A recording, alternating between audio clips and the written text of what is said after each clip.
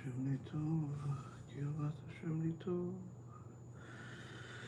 Kiruv Hashem li tov,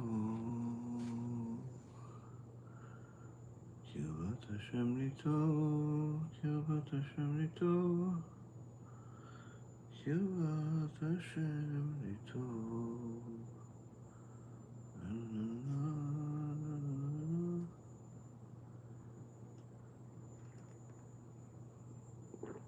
Okay, we'll start in a minute.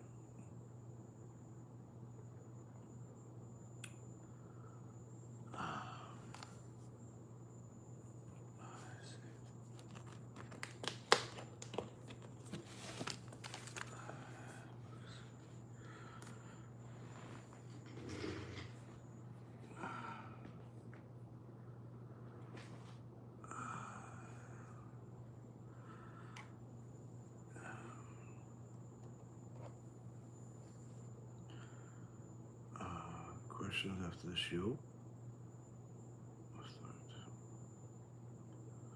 All right, so I see we're live. Yeah, let's get started. Let's see. Oh no, not really. Okay.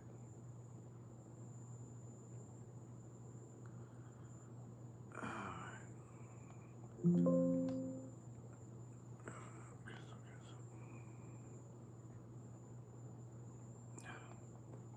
B'Shem Hashem na'aseh v'natzliach, shiur Torah, bruchim habayim. We're back here on our Wednesday night, Stump the Rabbi, where after some divrei Torah, BeEzrat HaShem, you guys will ask some questions. BeEzrat HaShem, HaKadosh Baruch Hu will give us the answers. Tonight's shiur is going to be for the refuah shlema, for Rabbi Efraim ben Shulamit, Rabbanit Sarah, Bat Anat, Ishai ben Sarah, Rabbanit Levana bat Sarah, Sarah bat Levana, Avi Mori David ben Esriya, Imi Morati Doris bat Joah, and all of Am Yisrael and all the righteous Noahites that continue to watch and enjoy the lectures with us and learn with us and support the organization, whether it's with their talents, with their money, or all types of ways that you could support the organization. Baruch Hashem. So tonight, Rabotai Karim, I want to get right into it because there's a lot to say, there's a lot to learn, and really this is a lecture that's going to either impact you to change certain things, or it'll do nothing for you. I don't think it'll be anything in the middle ground. Either you'll stay exactly the same, like as if nothing happened, or you'll actually make some changes. It's not going to be gruesome, it's not going to be scary, it's just simply going to tell you some stories, tell you some things that are going to put things in perspective. Parashat Pinas begins by highlighting the heroic and impossible act that Pinchas ben Elazar ben Aaron HaKohen did. Now, there are many people that consider things impossible until they see somebody else do it. How can we learn from this and use it for life of Torah and learn how to do the impossible? To begin, we know that at the end of last week's Parashat Balak, Bilam gave a idea to Balak after his plan of cursing Am Yisrael did not work. He told him, listen, if you want to get Am Yisrael to get punished by God, then what you need to do is just simply cause them to commit immorality. And that's why Balak sent the daughters of his nation and Midian to go and make sins. And there were certain Jews that fell and made sins. They enticed them by making it as if it's a market. You could just come to the market. They put an old lady at the front to make it seem like it's a neutral, as if it's okay. But as soon as the Jews got there, as soon as Am Yisrael got there, they told them, listen, there's better prices inside. And inside there was a beautiful woman that would entice them to sin. And then as soon as they would want to sin, she would tell them, well, first you have to worship my idol. So it just got from bad to worse. And at some point, the act of Zimri took place where Zimri wanted to embarrass Moshe Rabbeinu, and therefore he took one of the Goyot, Cosby, and said, I'm going to be with her, even without marriage, as if this is something that's allowed. And Pinchas hears this. He sees the leaders of Am Yisrael, Moshe Rabbeinu included, crying at what's happening, crying at the Chilul Hashem Zimri is about to do, Zimri is doing. And Pinchas says to Moshe, Rabbeinu, weren't you the one that taught us that if you see a Jew in the middle of an act of immorality with a non-Jew, someone that's a kanai, someone that's zealous for Hashem, truly zealous for Hashem, can kill him? And Moshe Rabbeinu says, yes, you're right. You remember the halacha, you do it. Now, this sounds simple, but in reality, when you read what the sages teach about the details, which is that Zimri was the leader of the Shimon tribe. He was a king. He wasn't just some average person. He was surrounded by guards, armed guards. And they were willing to kill for him. Pinchas had to follow him, hide the spear that he's going to kill him with, pretend like he's befriending the Shimon tribe and he wants to sin just like them, until he gets the opportunity to kill Zimri if he sees him in the act. Now, at the end of the parasha, there's a peculiar line that the Chachamim talk about, where it says in chapter 30, verse number 1, it's the last verse of the parasha, Vayomer Moshe el bnei Yisrael kechol asher tziva Adonai et Moshe. Moshe said to the children of Israel, according to everything that Hashem had commanded Moshe. Now the Or HaChaim HaKadosh says, why didn't it use different language here? Where it says that Moshe said to Am Yisrael, everything that Hashem commanded him. Why does it say like as if Moshe is speaking about in third person?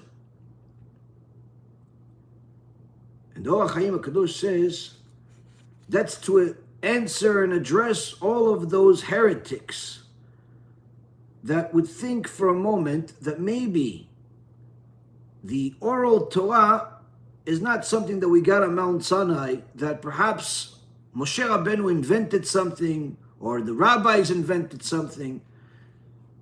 Here, Moshe is telling us, everything that Hashem told me, I told you. I didn't add anything else to it. And from there we learn also that when you hear something from your rabbi and you want to tell somebody else, not only do you have to mention the source of, that you heard it from your rabbi, as the Mishnah in Masechet Avot says, that someone that mentions the source of where they got what they got brings the salvation closer, just like Esther HaMalkah brought the salvation after she told Achashverosh that she heard from Mordechai that there's a plan to assassinate Achashverosh, and because she said it in the name of Mordechai, he was written in the book, and later on, that's how the salvation came. But in addition to that, we also learn that you not only have to mention the source, you have to say it like he said it.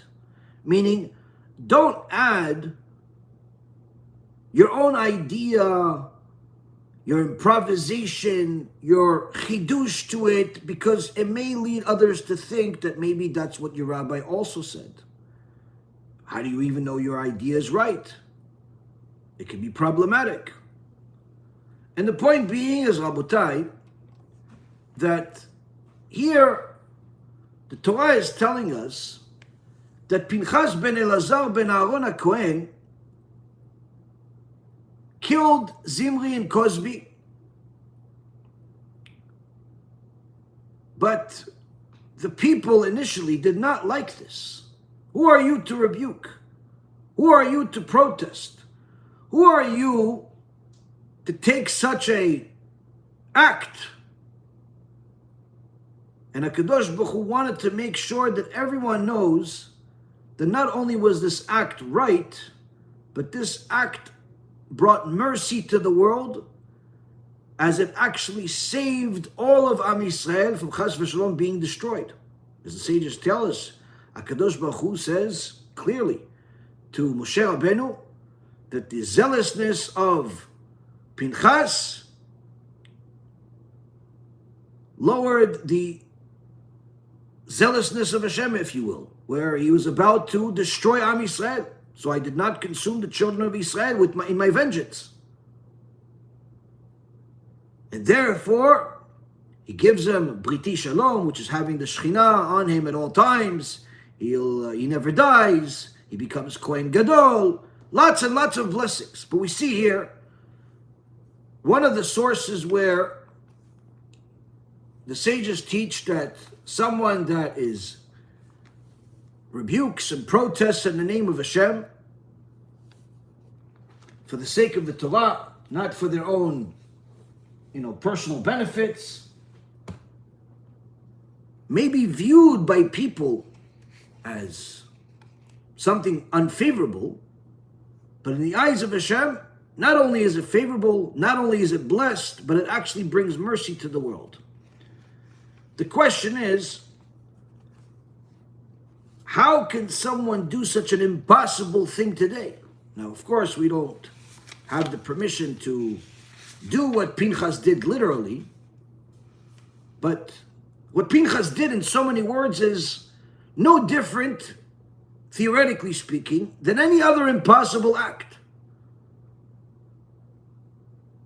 I know in the business world, it's very common where people say that there's certain things that are impossible. In technology, people say things are impossible. In medicine, people at some point say things are impossible until somebody does it.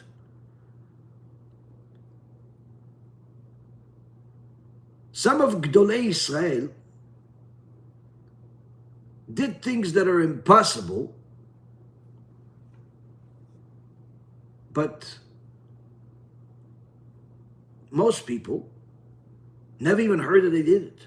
In fact, there are even some Gdolim, some great Chachamim that we've had in past years that were not even recognized as the Gdolim of Am Yisrael until they died, where it was discovered the things they did. In a newsletter called Ikveta de Meshicha, that has been going on already for almost 30 years, Rabbi Baruch Dov Porvolsky, Rosh Yeshivat Mir, tells a story of the Steipler Gaon, of Yaakov Kanievsky, where in his later years, the Steipler, who suffered enormous pain in his legs, where he would have to walk with a cane on one hand and he would lean on something on the other side, and every week they would have to remove water, an extraordinary amount of water from his legs, from all the swelling. One Shabbat, the Steipler Gaon is leaving the shul slowly, and one of his sides is his cane. On the other side, there's a tree.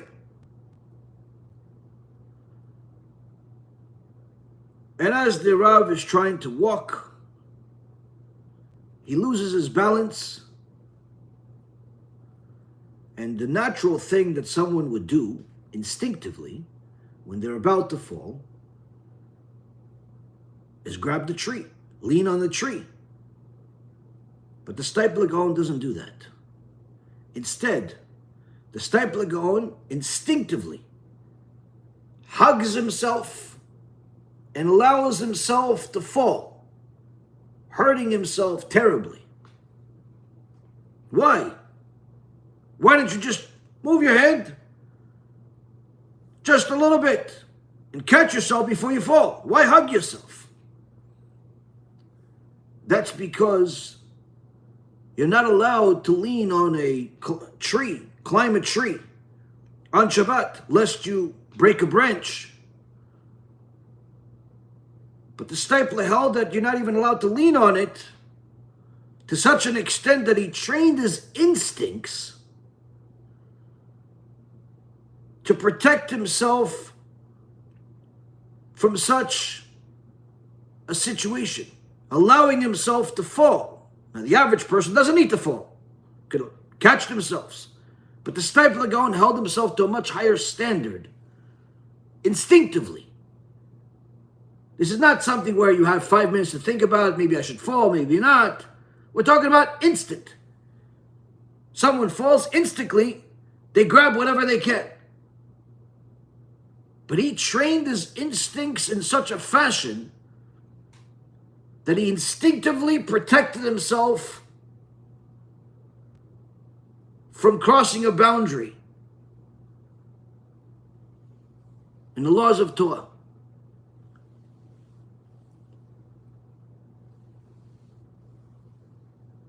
The stipler was known as someone that's kadosh, where he simply could not tolerate being in the same room as a mechalel Shabbat without you telling him.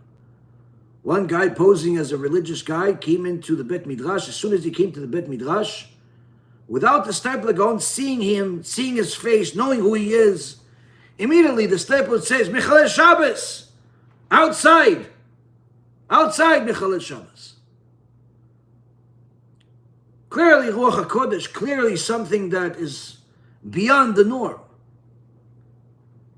When people would send him letters or come for a blessing, usually they would write down what they wanted, but there were certain rules. If the letter was written by a woman, he wouldn't read it.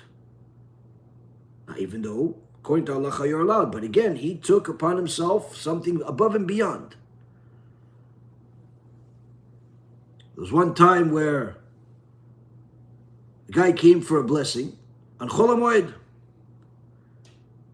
and he brought the little note to the stipler, and the stipler looks at the note and he says, when was this letter written? Because you're not allowed to just write anything on Chol HaMoed, even though it's not Yom Tov, there's still rules. You can't just write and do whatever you want on Chol HaMoed as if it's a regular day. So the stipler says, when was this letter written? And the guy obviously is, he wrote it on Chol HaMoed. He didn't know what to answer. So the stipler says, maybe it's Pikuach Nefesh in this letter. Life risk. Maybe it's some type of sakana. And the guy says, no. Immediately the stipler rebukes him. He goes, what? You think that you can do whatever you want to do with the Shulchan Aruch as if the laws don't exist? He still blessed the guy.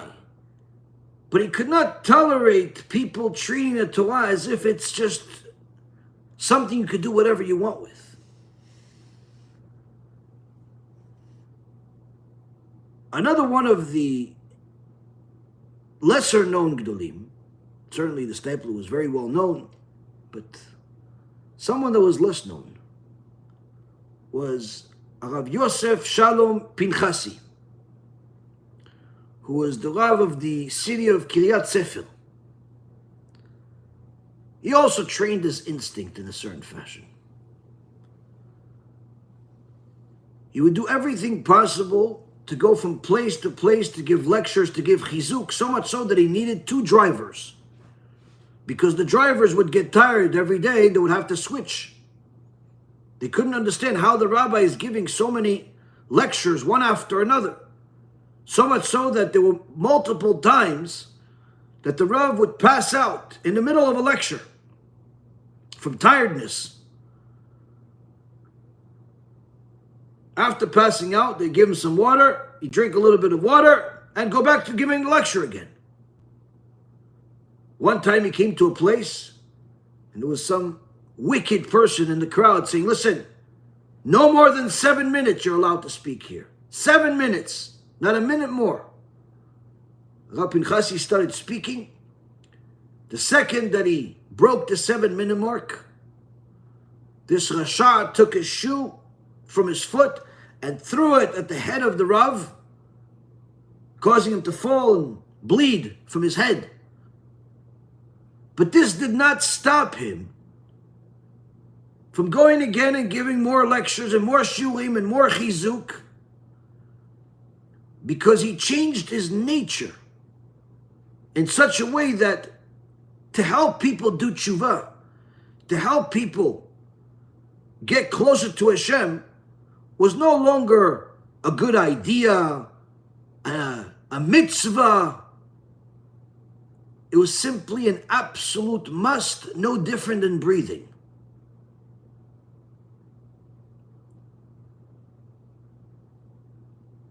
Now, at the end of Masechet Kinim,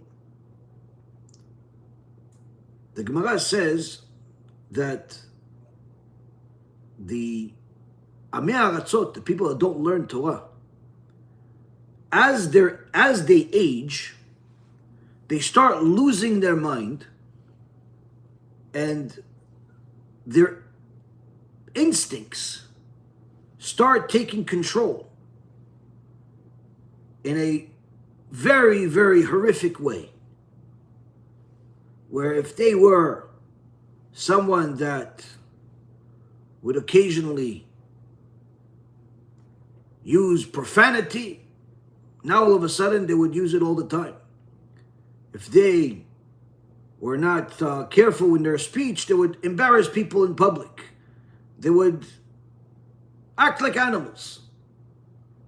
Completely care less about tzniut, completely care less about privacy. They would share things about themselves that are too much to share.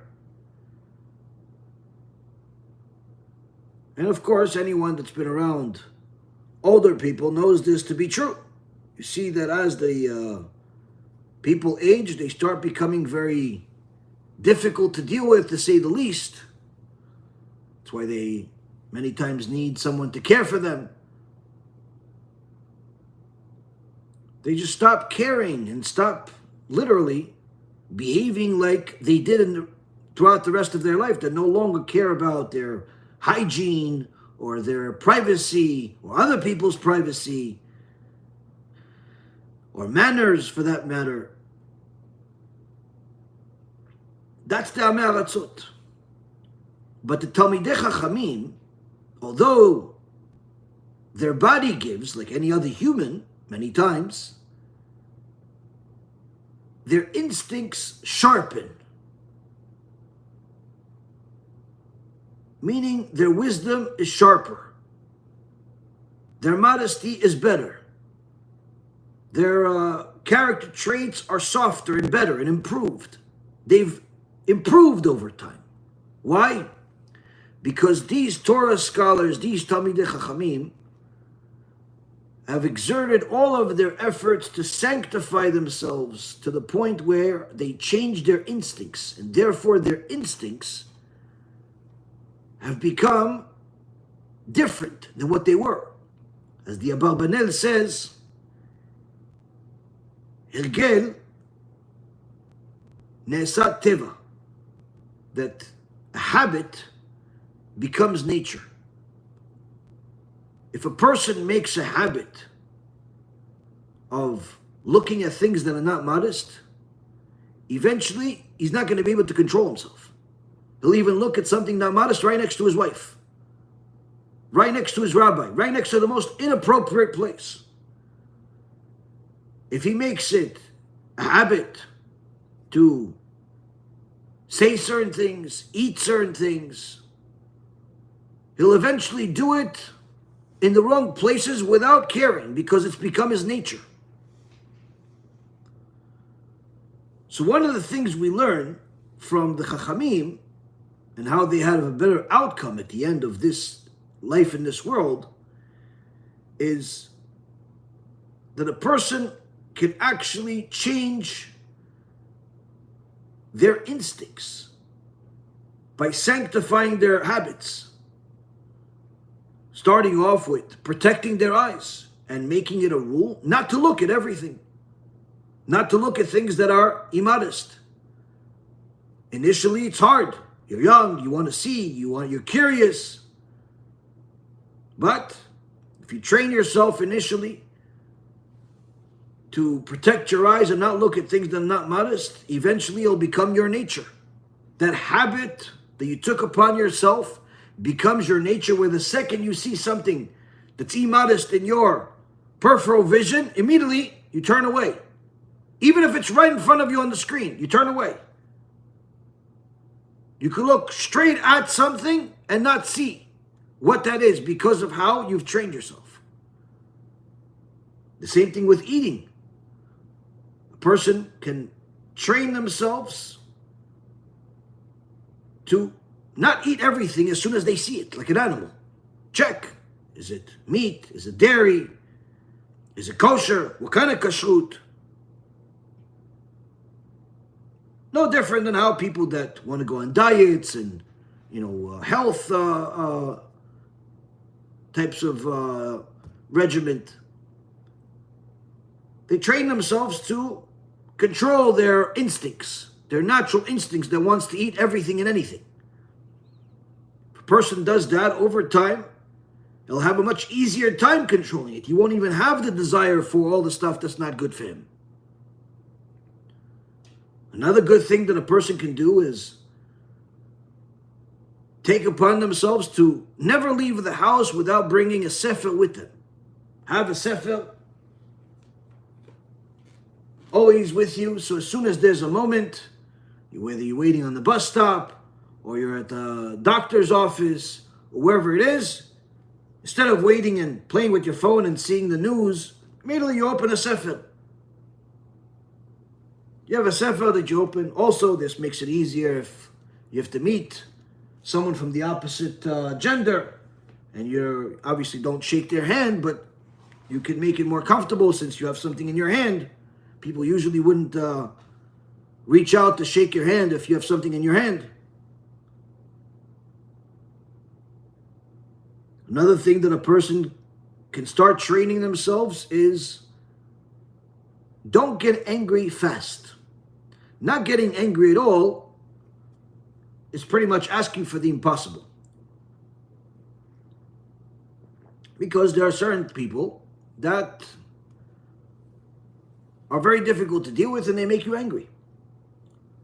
What you can do, though, is control the speed of how quickly you get angry. Give things time before you react. Think about it. Hold your breath for a little bit. Drink some water and leave the water in your mouth so it stops you from speaking. Go walk away. Take upon something else that'll occupy your mind before reacting, before talking about it. Let the things simmer a little bit in your mind before you react to them. Because if you're able to control the outbursts, you're already on the path of being able to control your overall anger.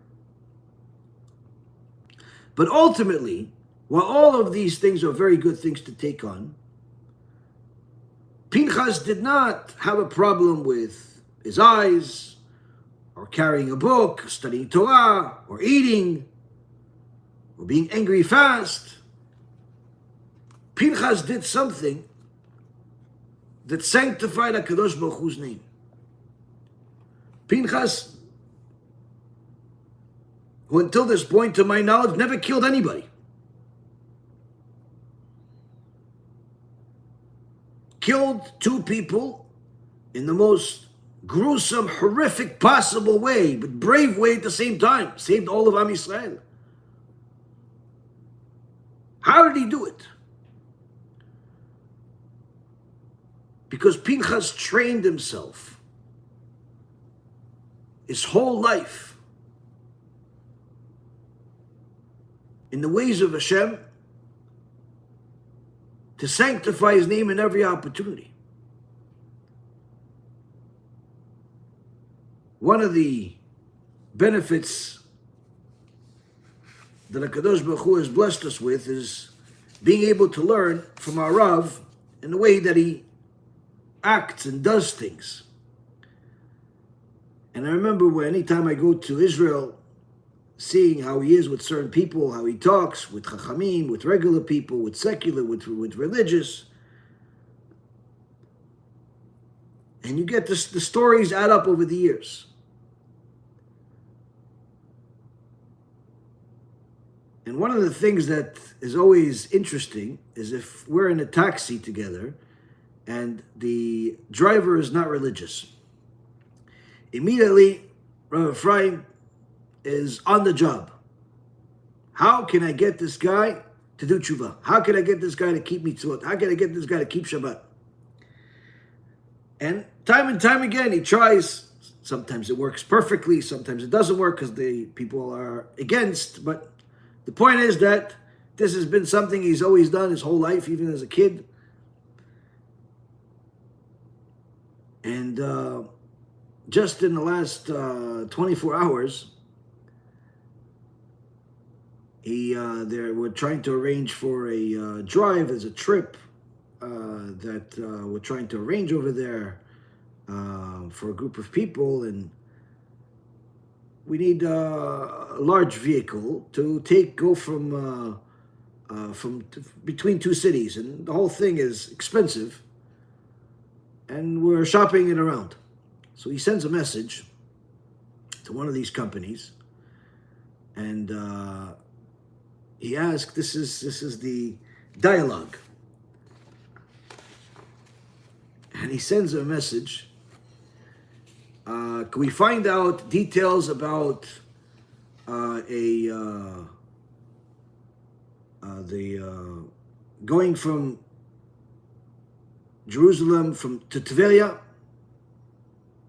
If there's availability, price, but with one condition, so long as you do not violate Shabbat. Response: yes, we work during Shabbat and holidays. Rabbi Efraim response: God forbid, we're not going to be able to use you. You're not allowed to violate Shabbat. Response: yeah, but you're talking about going on a Monday. We're not driving on Shabbat for this drive that you're asking about. You're right, says Rabbi Efraim. But somebody that desecrates my father, why should I give him parnasah? Response: yeah, but there's a chance that you'll go with a different car and then get, because it's a long drive, you'll get gas from a gas station that violates Shabbat. Response from Rabbi Efraim: what we can stop from, we do. Meaning whatever we don't have to use, whatever we can do, we do. And BeEzrat HaShem will be able to change the world. Too bad that you're losing such a big blessing just for the sake of money. Everything is from God, which I'm sure you believe in. Too bad that you're losing this blessing, aside from the fact that you're going to get a big punishment in the future. So already this transaction has turned to a musar conversation. And the guy responds: what punishment? Is there something worse than the life we have right now? Rabbi Efraim's response: Mechalei amot yumat. Those that desecrate Shabbat, death penalty. In the book of Exodus, chapter 31, verse 14. Are you familiar with this verse?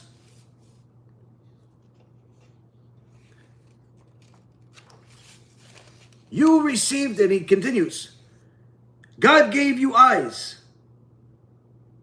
legs, a heart, and everything functions through him, yet you are fighting him? That's really too bad. Response: okay, have a good night. Thank you very much regardless. Efraim, may be as well that you'll do tshuva. And the guy said, gives one of those emojis where the two hands are together. Efraim continues. He sends him a shiur. A shiur Torah that he's done. A scary story about someone that violated Shabbat. The guy responds, if I do tshuva today, would you actually let me drive you next week? I mean, it's a big job. He wants the job. He's willing to do tshuva, he says. Efraim responds, if you really take upon yourself to keep Shabbat from now on, we'd be happy to use you. Response, okay, fine. I'll think about it. Thank you. Great, says Efraim. Listen to the shiur and understand the blessing that you're missing out on. So now, this is not the first time. This is certainly not the last time. But what do you see here? The average person that sees their fellow Jew violating Shabbat, living a life of secularism, even if you yourself are religious, the average person doesn't care enough to the point where they're willing to make themselves uncomfortable by having these uncomfortable conversations, by having these types of rebukes out of love, but are not necessarily always lovely. The average person says, listen, yeah, let him live his life. Why do I have to? I don't know him. And you're right, generally speaking, the people that you should try to help as far as giving a rebuke at people that you know, they have a connection to, they're more likely to be receptive. You could still help strangers by giving them the USBs, go to the Kiruv store, get one of these books, or get one of these books, more likely, or some of the other things we have in there, and distribute it in your community. People will learn more Torah. People will understand more and more of what HaKadosh Baruch Hu commanded.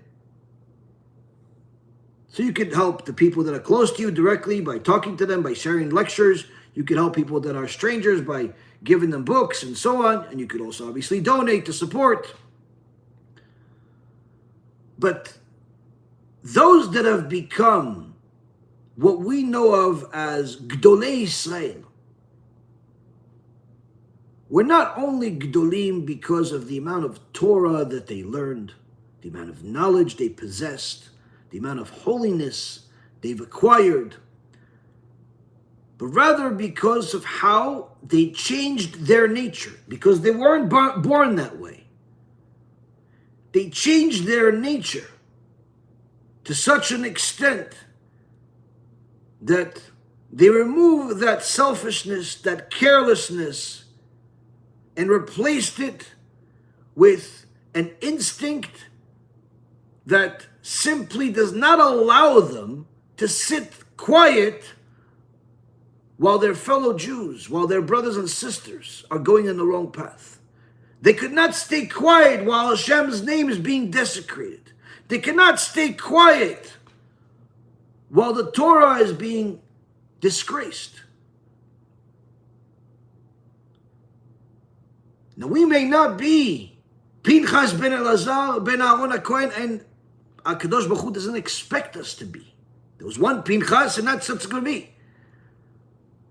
But to change our instincts when it's for the sake of improving financials sounds good. To change our instincts for the sake of improving marriage relationships sounds good.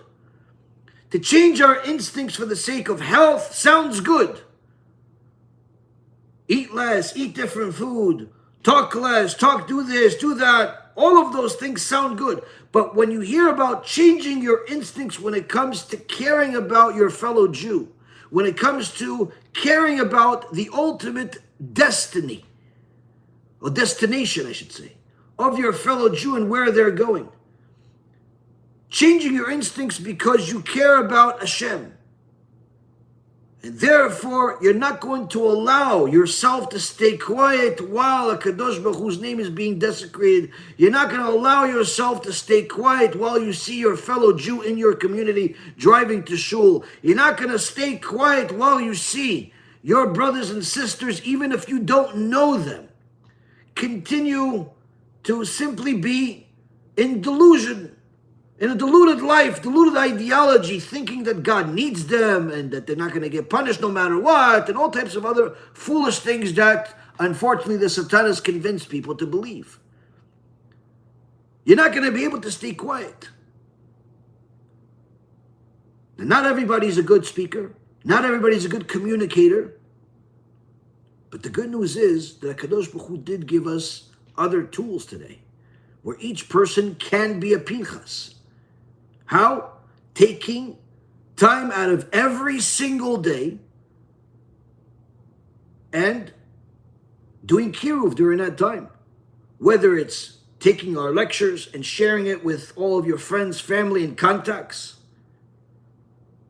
or it's taking some of the books and every day going and distributing it, different houses, different people, different shuls, different yeshivot, different Jewish markets, or the USBs, or arranging lectures, or using your talents and abilities to help spread the message, or a bunch of other things. We literally have a whole Kiruv guide full of ideas, and there are plenty more that can be created. Why? Not because you are Pinchas, but rather because you are you, and you're trying to be a better version of you. Not for the sake of profiting money, not for the sake of improving your diet, not for the sake of any personal interest, but rather for the sake of the benefit of your fellow Jew and your connection with HaKadosh Baruch Hu, your Father in heaven. And instead of being the average person who doesn't care, or a little bit better than average person that cares only once in a while, some people listening to this will choose to be a Pinchas for a small part of every single day. Maybe 5 minutes, half hour, an hour, maybe more. But they'll choose to be Pinchas for a little bit every day. A little bit of every day they're going to distribute some Kiruv material. A little bit every day they're going to arrange another event. A little bit every day they're going to do something to help their fellow Jews get closer to Hashem, both in the religious community and in the non-religious community. And not just with people that they know, that it's their family, that it's their brother, it's their sister, it's their mother, but also with people they don't know. Some people are going to listen to this and choose to be Pinchas. And there's never been a time better than today to be that. Because you don't have to kill anybody. In fact, you're bringing them back their life. So with that, Rabotai Karim, I think every person needs to do an accounting. Look what Pinchas got. He got endless blessings. He never died. He became Eliyahu Navi. People cry just to have good health, just to find a shidduch, just to have some money to finish the month. Pinchas never died. The Shekhinah was with him at all times. Am Yisrael was saved because of him. Even if the blessing you end up getting is 1% of all of that, it's a complete transformation of everything else that you have. And of course, HaKadosh Baruch Hu always in his ultimate chesed always tries to cheer us on and push us to further and further limits, whether it's with more books that we're able to distribute, more people we're able to help, more people that have done tshuva, more people that are donating, more good things coming out, Baruch Hashem. He gave us some more good news. A press release that we just sent out today, that Baruch Hashem you may have gotten in your email if you signed up, or the WhatsApp groups, that Baruch Hashem, the BeEzrat HaShem organization achieved the Guide Star Platinum Seal of Transparency, which is something extraordinary because Guide Star, or also called Candid, is a organization that tracks just about 2 million non-profit organizations in the United States. And it gives them ratings. No rating, or bronze, silver, gold, and then there's platinum. And generally, the platinum is the huge organizations that have thousands and thousands of employees and millions and tens of millions and hundreds of millions of dollars. So out of the 2 million organizations, only 24,325 nonprofit organizations have this platinum, which is the highest rating. And B'siyata Dishmaya, Kadosh Baruch Hu made it so that our BeEzrat HaShem organization that started off with no rating years ago, and then the bronze, and then the silver, and then last year we achieved or 2 years ago we achieved the gold, which was a big thing. Just in the last several days we got, Baruch Hashem, the news, BeEzrat HaShem became a platinum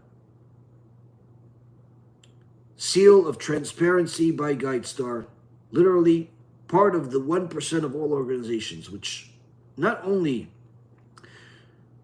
shows the significance of the organization itself and how it's well regarded in the industry, but also how a Kadosh Baruch Hu chooses to bless those that spread His word without sugarcoating,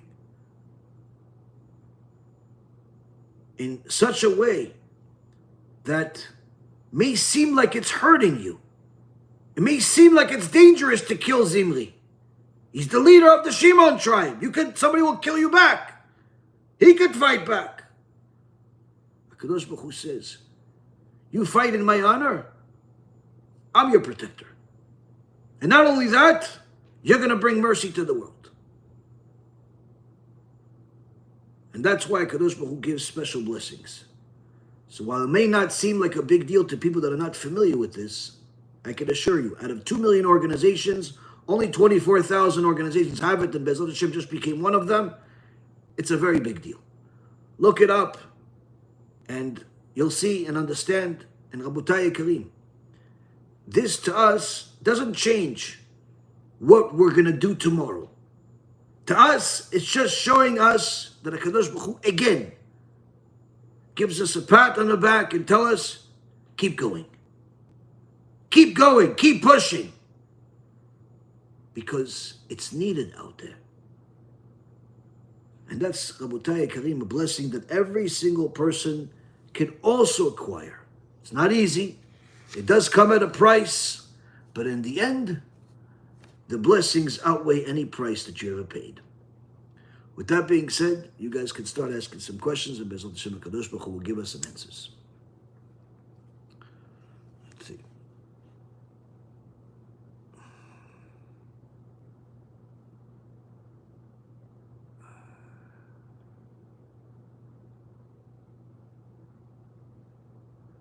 Let's see.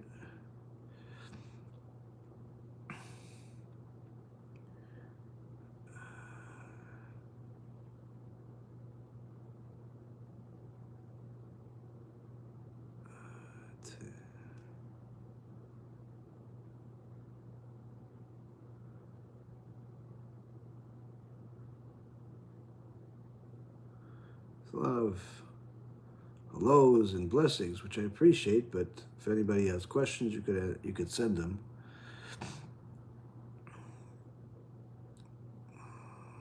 You brought me back to Judaism, Baruch Hashem. Baruch Hashem, Baruch Hashem. Send me a message on my WhatsApp. Let me know what your name is so I could not only store you on my phone if you have any questions, but also add you to our groups. All the people that have done Shuvah through our Shiurim are very, very precious to us.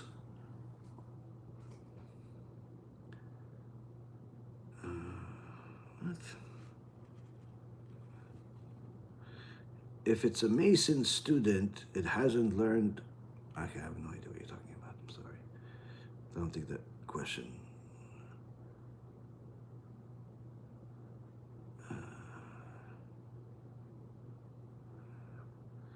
There's some strange conspiracy theory people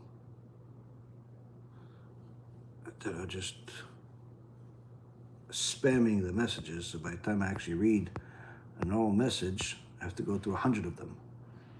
Which is better, to contact your website to donate or through the channel? The best way is to donate through the website, BeEzrat But some people that are overseas, like for example Brazil, many times the students that we have in Brazil have a hard time donating on the website and even using a credit card. So what they do is they send us money through Wise, WISE. And anyone that wants to do that could do it. Could send me a message and I'll send them the address for Wise. Or they send us cryptocurrency sometimes. Sometimes wire transfers, but most of the time it's the other two. Wise is cheaper than wire transfer. What's a good way to confront people without getting into much trouble when they're randomly making fun of random people? Well, I mean, that depends. That depends. What are they? Who are they making fun of? Who are they? Sometimes the best thing to do is to change the topic by telling people, you guys ever hear the story of such and such? I always tell people that they should learn Sipurei Tzadikim, the stories of Tzadikim. So always have one that you're ready to tell. So as soon as there's a situation like this where it's an uncomfortable situation, you could just change the conversation completely by saying, "Hey, did you ever hear the story about the Baal Shem Tov with the horse?" "Oh no." "Okay," and start telling it, even though it has nothing to do with what they were just saying. He was just busy making fun of somebody because of their weight, because of their financial situation, because of whatever. Tell them the story, change the subject. It's usually the easiest and best thing to do. You're talking Torah, plus you're stopping the fire. Can a Noahide do Kiruv? Yes, absolutely. We have many Noahides that help us. Some of them donate money. Some of them distribute our books and USBs in Jewish communities. Some of them have specific skills like graphics, or different things with technology, and they volunteer for our organization that way. Some of them simply, get a certain amount of time every day where they take our lectures and they distribute them all over, Twitter or Facebook or other social media, and get other people to see it. So yes, of course, whether it's a Jew or a non-Jew, if you're a lover of Hashem and you want to publicize this Torah, you could certainly volunteer to our organization and help us do Kiruv and help us get the truth out there to more and more people. Absolutely. We need as many people as possible. I've come to the live to ask you a question. So ask.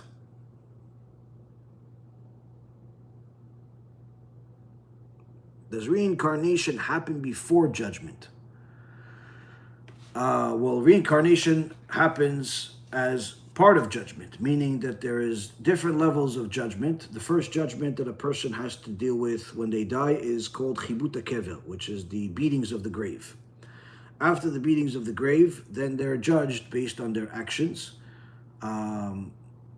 which is they can be judged to go to a horrible place like Gehenom, Kafakela, or they can be judged to go to be reincarnated and have to do the whole thing all over again to fix something. Or it can be a combination thereof. Or unless they're righteous, they can go to heaven, of course. But reincarnation is part of the judgment. How can I buy the album with the movies? Do you send it to Europe? If you're talking about the USBs, I believe you can buy some of them still on the website, but if you're talking about the new thing, this new device that we have, BeEzrat HaShem, this is going to be available soon. It's not available yet, but it will be available soon, and when it becomes available, we will make it available for people to get it wherever they are. The only thing is that I could already tell you ahead of time, shipping is expensive. When we ship to the U.S., it's, if it's relatively affordable. But when we ship to different countries, it's very expensive. So a person already has to be prepared for it. But if you're willing to pay for it, by all means, we'll be happy to send it to wherever it is, whether it's the UK or it's Brazil or it's Australia. We've sent packages all over the world. We've sent packages to Africa. We've sent packages to Australia. We've sent packages to Canada countless times. So we're not against it. We're happy to do it. It's just that it's expensive. So if you're willing to pay for it, by all means.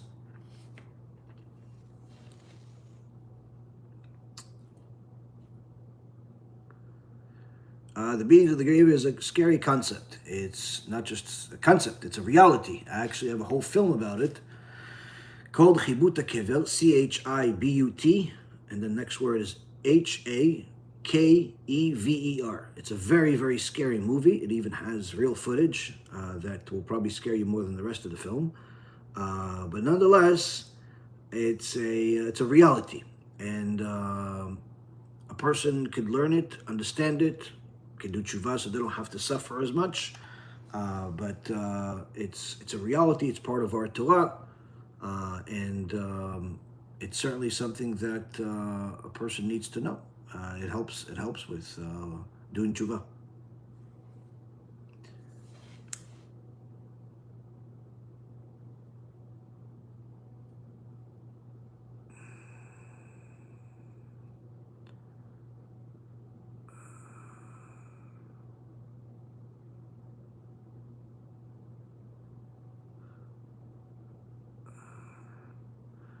What is my opinion on the Talmud and who wrote it? Well, the Babylonian Talmud was written by Ravina and Ravashi, and the Jerusalem Talmud was by Rabbi Yochanan, Rabban Yochanan, and Rabbi Yochanan, and they are a critical part of Torah that we cannot live without of, simply because Hashem gave us the written Torah and the oral Torah. So the foundation of our oral Torah is the Talmud. Now, the average person out there that only learned different tidbits from different anti-Semites about the Talmud thinks that the Talmud is evil. The Talmud is something that is bad, but that's simply ignorance. The Talmud has all of the wisdoms that are available in this world, which is 7 levels of wisdom. And the person that learns it and studies it not only improves their knowledge of Torah, but actually improves their intellectual ability, improves their IQ. It's certainly something that's beyond the comprehension of people. This is our foundation of the Torah.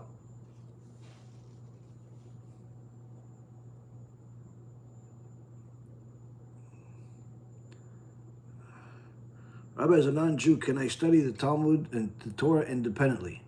Non-Jews are not allowed to study the Talmud according to the Torah, because the Talmud is not really relevant to them. It's not something for them to study. It'll be considered as if they're stealing the Torah.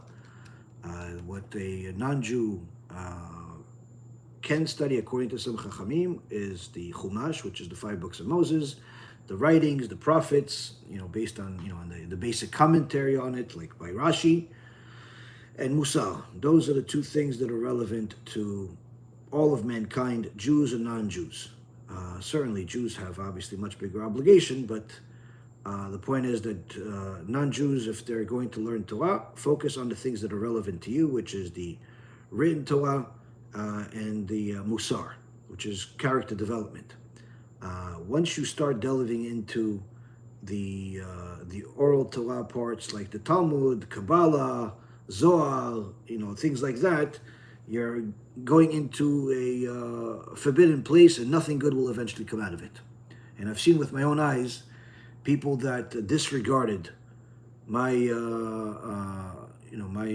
advice to them to stop. People that were going in the right direction, as Noah hides, and they were learning and they were improving their life and everything. But then, they weren't able to convert, but they wanted to learn more, and they decided to start learning things that are forbidden to them. And at some point, I told them, "You're not allowed to learn this, so you should stop." Didn't listen, and literally within, I don't know, maybe a month or less than a month after I told them this, somebody tried to kill the person. In one case, in other cases, really, really bad things happened to them, health-wise, financial-wise. It happened a few times. And it's unfortunate because people think that it's just the rabbis trying to hide the Torah, or who are you to tell me what I could learn? Do whatever you want. When I tell you, don't drink poison, that's not because I benefit. It's because I'm warning you. If I tell you not to drink and drive, it's not because I benefit. It's because I'm warning you. You don't want to listen. By all means, do what you want. But the point is that the sages specifically said that Talmud is not something for non-Jews to study. And it's not relevant to them anyway. It's not, the vast majority of it's going to talk about things that have nothing to do with your life, and you're not going to even understand it.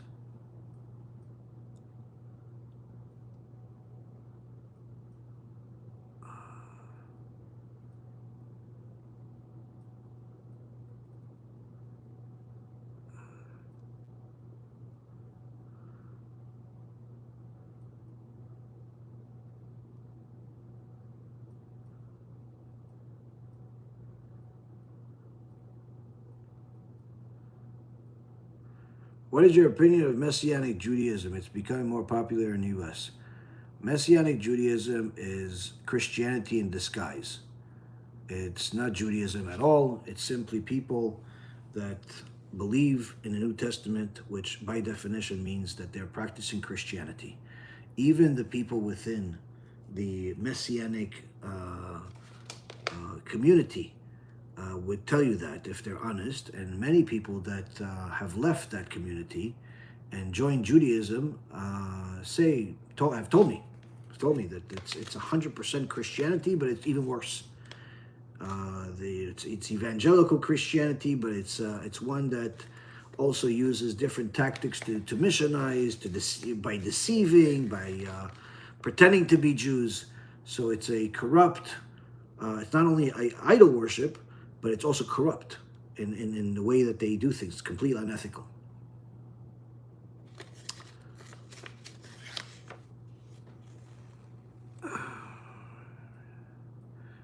Where am I reading these questions from? I have several sources. I have Facebook, I have TikTok, I have YouTube, I have WhatsApp, I have several different places that people send questions.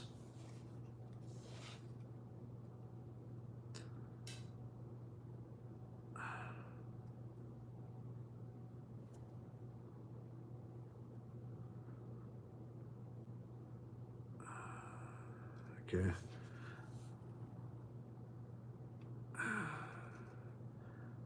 I'm wondering why the rabbi does not teach about Gehenom. It seems, listen, you have to ask the rabbis why they do what they do. You can't ask me why somebody else does something that they do.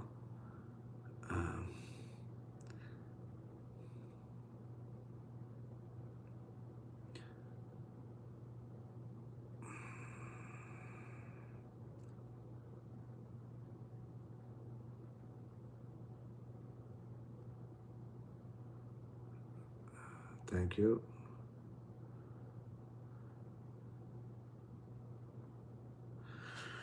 Rabbi, can you please explain how Pinas and Balak were both Itro's grandsons? As far as Balak was, I believe, older than Pinchas. When Yitro, the Chachamim explained that when Yitro came back to to Midian, tried to convert everyone. Balak had the opportunity to convert, but he hated Judaism. He hated the Torah and did not want it, and he ended up rebelling even more. So he was a direct descendant of Yitro. Some say he was his son, some say he was grandson, but nonetheless, through one of their daughters. The other side, as far as Pinchas, Leavdil, Pinchas ben Elazar ben Aaron HaKohen. Now, Elazar was the son of Aaron HaKohen, and Elazar married one of Yitro's daughters. And therefore, therefore Pinchas is Yitro's grandson.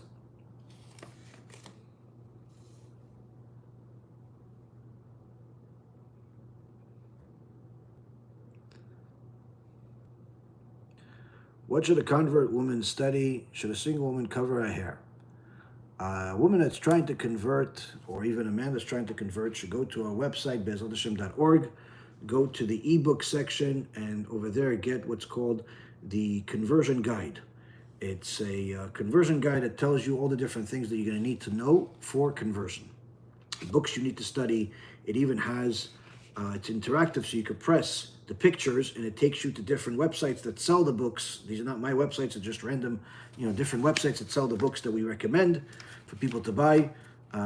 We don't get a penny out of it. It's not like some type of marketing system. You can buy it from any way you want, but we try to make it easy for people by providing you the material that you need to study, that you need to know for the sake of conversion. As far as a single woman covering her hair, no, she does not need to cover her hair, but she should not walk around with her hair spread. She should have her hair in a ponytail, so it's a little bit more modest.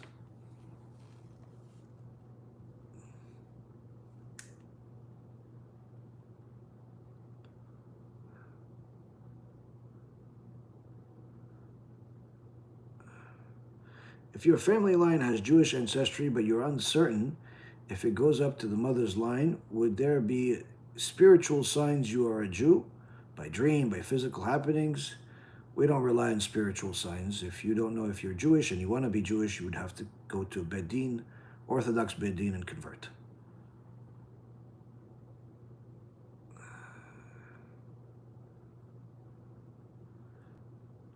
Could the Rabbi comment on Exodus chapter 3, verse 14, where God reveals his name, I am that I am, when Moshe asked, what exactly do you want me to say?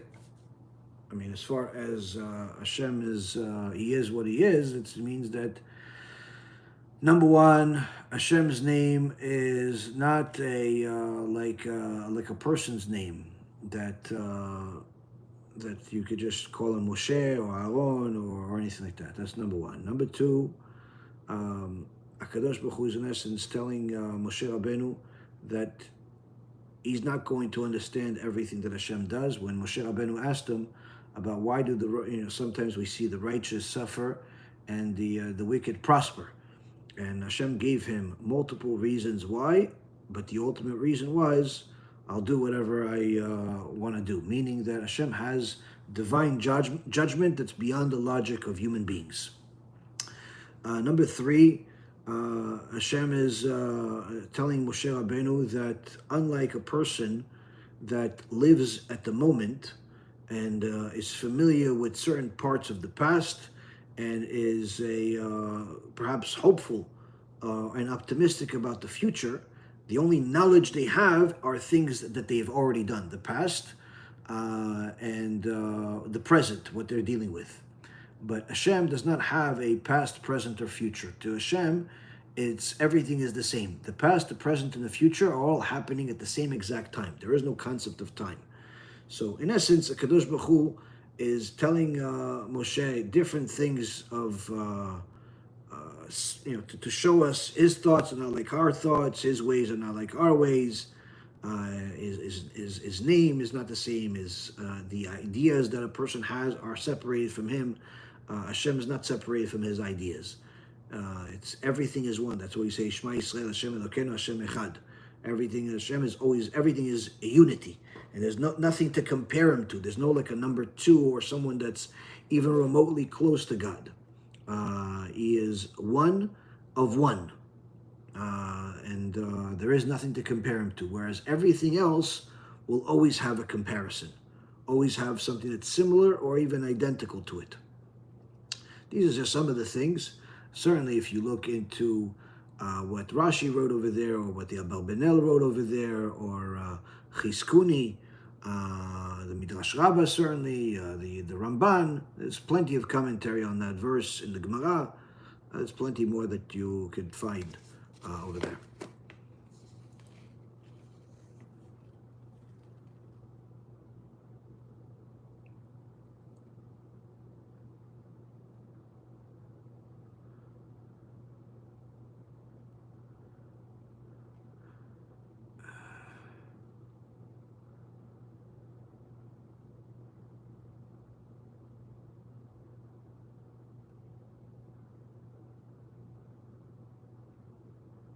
What's our website? Our website is BeEzratHaShem.org, which is B as in BeEzrat, EEZRATHASHEM.org.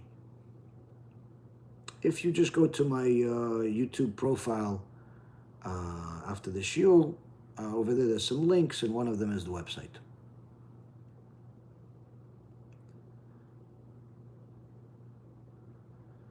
Thank you, Rabbi. You have shown me the truth, and I have come back to God. May He continue to take all of us further in our spiritual journey. Baruch Hashem. Amazing.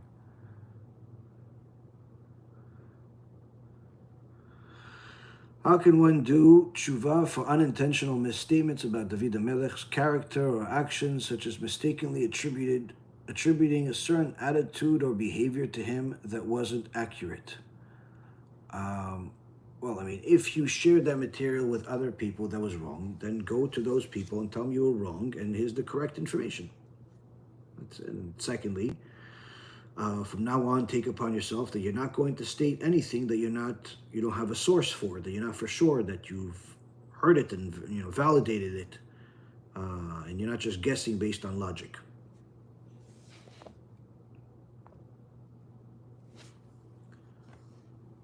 All right.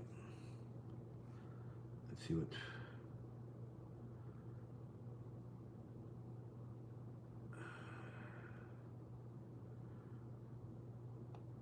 Rabbi, is it fine to do Kiruv on this app called OME TV? It's live chats to speak with Israelis where many, if not all, are Chilonim. Can't share your links, but I can tell people to search for Kachlon. I mean, listen, you have to be careful with going into places like that. If you could just post without seeing a lot of things, that's ideal. But you have to be careful. You have to know yourself what you can handle, what you can't handle. Can someone move during the 9 days? If a person can move during the 3 weeks, during the 9 days is not ideal to move. This year it's a little bit easier because the Tisha B'Av falls on a Shabbat, so a lot of the things that you're not allowed to do are not relevant this year because it falls on a Motzei Shabbat. But there's a certain preparation that you'll have to do on Friday. But it also depends on whether a person is Ashkenazi or Sephardi. The Ashkenazim are a little bit more stringent on certain aspects of it. But if a person is Sephardi and they want to move, after, let's say, on Rosh Chodesh of Av, they can move. If they can move before or after, it's better, but certainly if they need to, they can.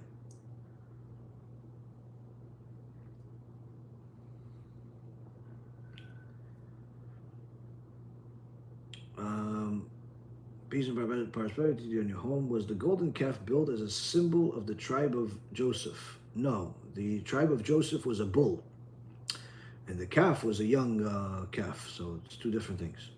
And anyway, the tribe of Joseph preceded the golden calf. The tribe of Joseph already was at the time of Yaakov Avinu, hundreds of years before the golden calf sin.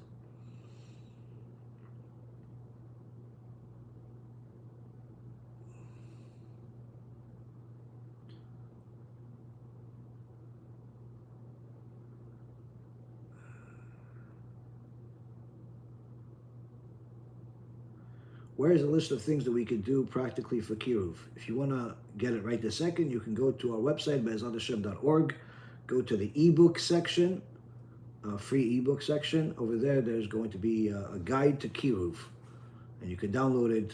I think it has like 100 pages. Lots of different ideas and that a person can do. How to pray for Reform Jews so they can do tshuva, like you would pray for anybody else.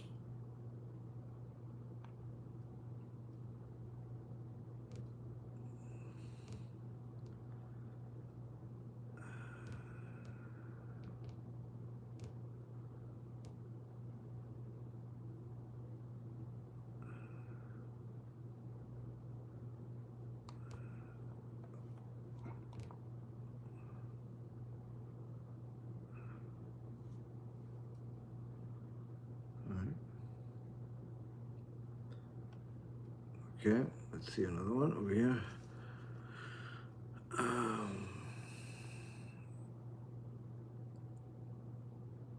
What inspired you to convert to Judaism? I didn't convert to Judaism. I was born Jewish.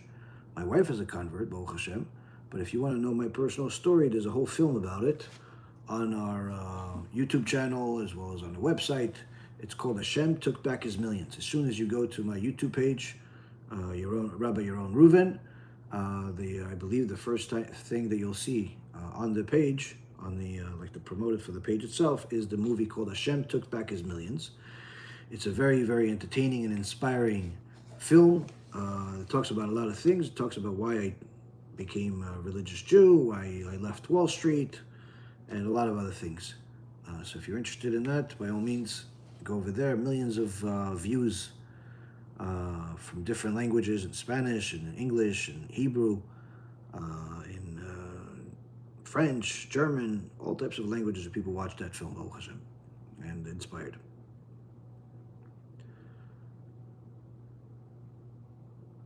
Can you make a shiur about the Baba Sali, the Baal Mufet? He's also important. I've spoken about the Baba Sali several times over the years. If you just go to my channel and type the name Baba Sali, you'll see that there's several clips that they cut out of my longer lectures that discussed the Baba Sali, different stories about him.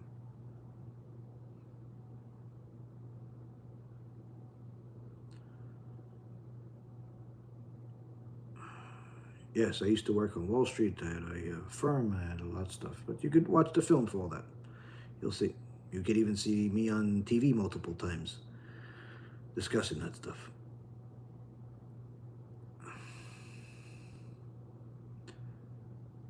Hey, Rabbi, no joke. I need advice. Fine. Send a message, and I'll be happy to.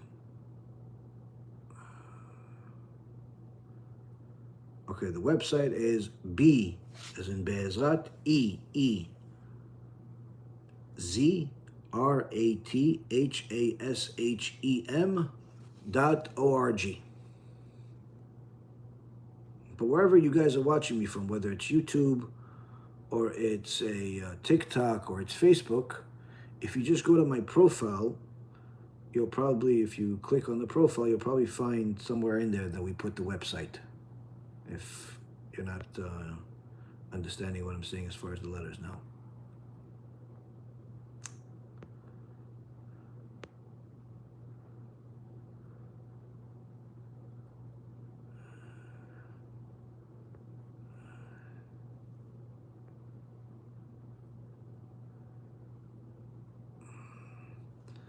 Was it an amulet with a bull on it from the Nile River that caused the golden calf? Who was it that took the amulet? Okay, so there was a guy named Micha. Micha was one of the babies that was supposed to die, that the Egyptians would punish the Jews by, if they didn't meet their quota in making a certain amount of stones, they would take the person's child, baby, and put him instead of the stones. Very horrific, vicious thing that the Egyptians did. And when Moshe Rabbeinu saw this, he cried out to God, why are you letting these babies die? And Hashem explained to him that these babies, really, they look cute and everything, but they were actually wicked neshamot. They were erev rav, the wicked neshamot. that had to fall, had to suffer a certain tikkun. But still, at the end of it all, Moshe Rabbeinu was still human. And even though the Chachamim say he was half human, half angel, because of how holy he became, still, he was still human. So when he saw a baby going into the wall, he asked God for permission to save Micha. And Hashem said, if you want to save him, you can. And he saved this Micha. And this Micha, from that point on, always followed Moshe Rabbeinu. And when the time came for the Exodus, Yetziat Mitzrayim, Moshe took upon himself to go fulfill the promise that that Yosef HaTzadik made the rest of the tribes, promised him that when the Exodus eventually happens, that they take his bones out of Egypt. So he's buried in Israel. So Moshe Rabbeinu went and looked for the tomb of Yosef HaTzadik. The problem was that the Egyptians, since they benefited so much from Yosef, how he built their country, made them the richest, wealthiest, strongest country in the world, they, in essence, did not want to lose his body, and they took his tomb and they hid it inside the Nile River. So Moshe Rabbeinu did not know this, and no one knew until he met Serach, the daughter of Asher. Serach was the granddaughter of Yaakov Avinu. She was hundreds of years old, and she was one of the last remaining direct descendants of Yaakov Avinu, as far as that close, the granddaughter. There was a few others, but Serach, she got blessed by Yaakov Avinu to live a long life, and she's one of the 10 people that entered Gan Eden alive. And she knew where Yosef HaTzadik, where his tomb is hidden inside the Nile River. She told that to Moshe Rabbeinu, and Moshe Rabbeinu went there, but it was under the water. So Moshe Rabbeinu, in order to take it out, he took a mateh, like some type of metal piece that engraved on it, Aleh Sho Aleh, rise bull rise. On one side, and the other side, I believe it had the name of Hashem. And he threw it into the water, and before that he said to the bones of Yosef that were inside the water, inside this tomb, I'm going to do my ishtadlut, my efforts. You either bring yourself out of the water, or I'm leaving you here.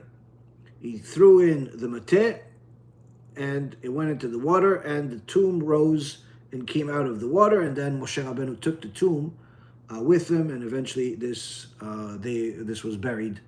Am Yisrael buried it when they entered Eretz Yisrael.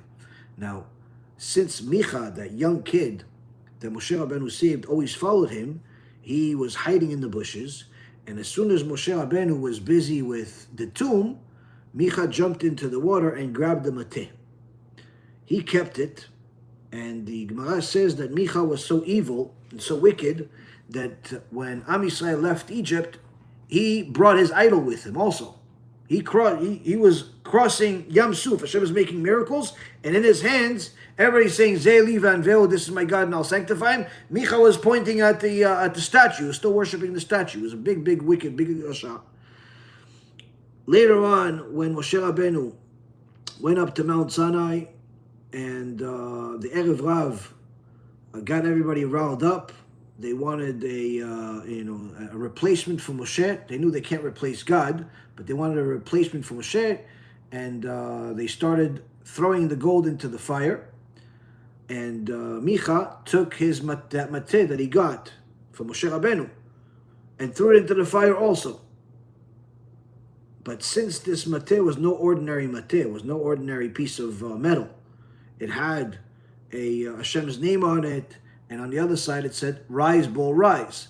So as soon as he threw it into the fire, the gold that was in the fire solidified and turned into a bull. And that's why when Moshe Rabbeinu, after he came down from Mount Sinai, and he asked his brother Aaron, you'll see this in the verses, why did you do this to the people?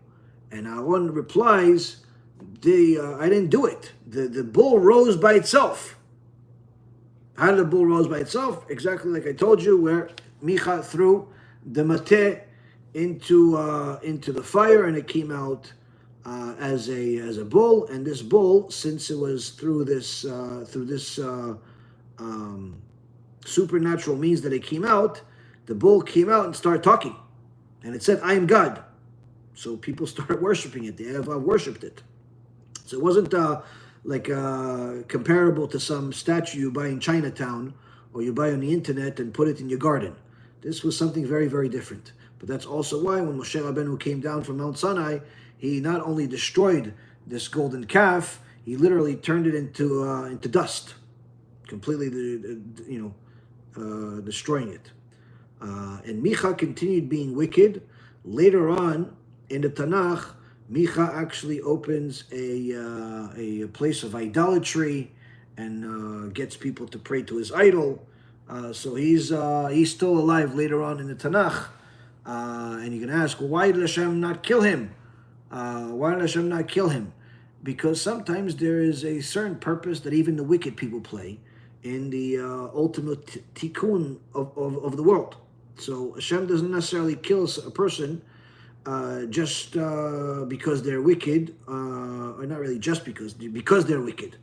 Hashem will sometimes leave certain wicked people in the world, number one, to increase and magnify their ultimate punishment. Number two, to serve as a purpose, as someone that he will use to actually rebuke his children. Meaning that when Am Yisrael does the will of Hashem, then the nations are scared of it.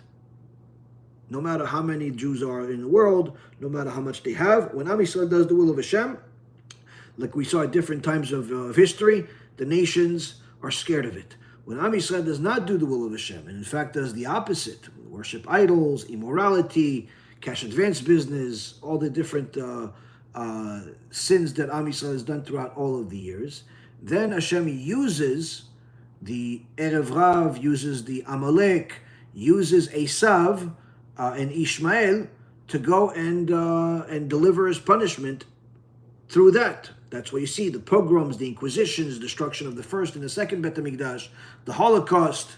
All of these things were tools that Hashem used to rebuke his children, to punish his children, and to, in essence, get them to do tshuva.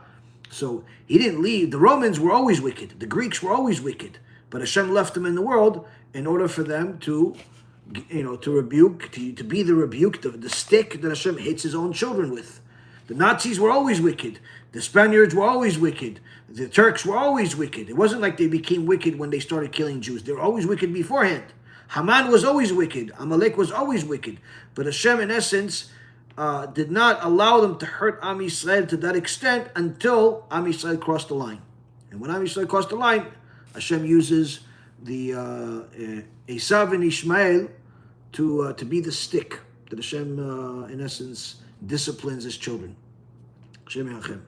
But Micha was a wicked person from the start, and he ended up causing a lot of trouble for Am Yisrael.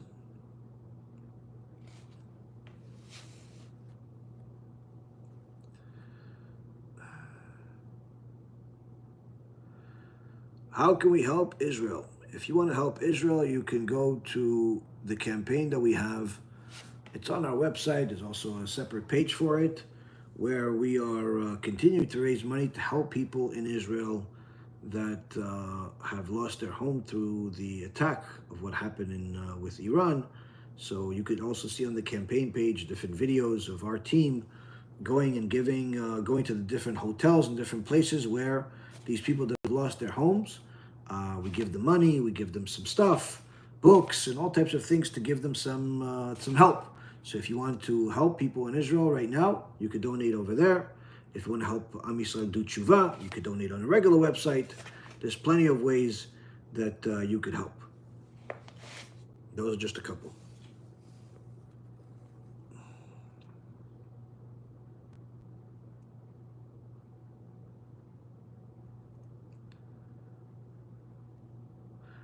How do the Jewish people atone for their sins? You do tshuva. You first stop the sin. First stop doing the sin. So if somebody stole, for example, stop stealing and give it back. Give back what you stole. If somebody has made a commitment immorality of some kind, stop doing it. That's the first step. Second step, do whatever is necessary to, in essence, build a fence in your life to not go back to the same offense, to the same sin. So if, let's say, just like a person that was an alcoholic and now wants to stop, or a drug addict and wants to stop, or other types of addicts, the first thing that they're going to do is not go back to the same places or the same friends or same people that they were with. So a person that used to sin specific things has to educate themselves about the Torah that discusses that particular sin, plus, restructure their life in a way that they're not put in a position to make the same sin again. So that's step number 2. Step number 3, say I'm sorry to Hashem that you have gone against him, that you violated his Torah. If you do it with tears, it's even better. That's step number 3. Step number 4 is the next time you have a test where you have the enticement to sin again, the same sin, pass the test. Pass the test. Now, there's other discussions that I have over the years with something called tikkunim that a person can do. But the first 4, like I just said, that's the foundation. That's the requirement. The other things that I talked about as far as tikkunim, that's like an extra bonus that you do after you've done, or started at least doing seriously, the first 4 steps.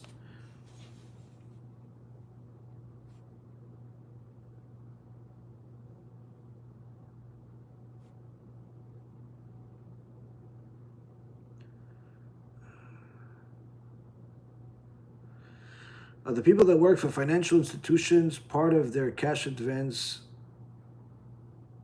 sin, even though they're not the owner of the business.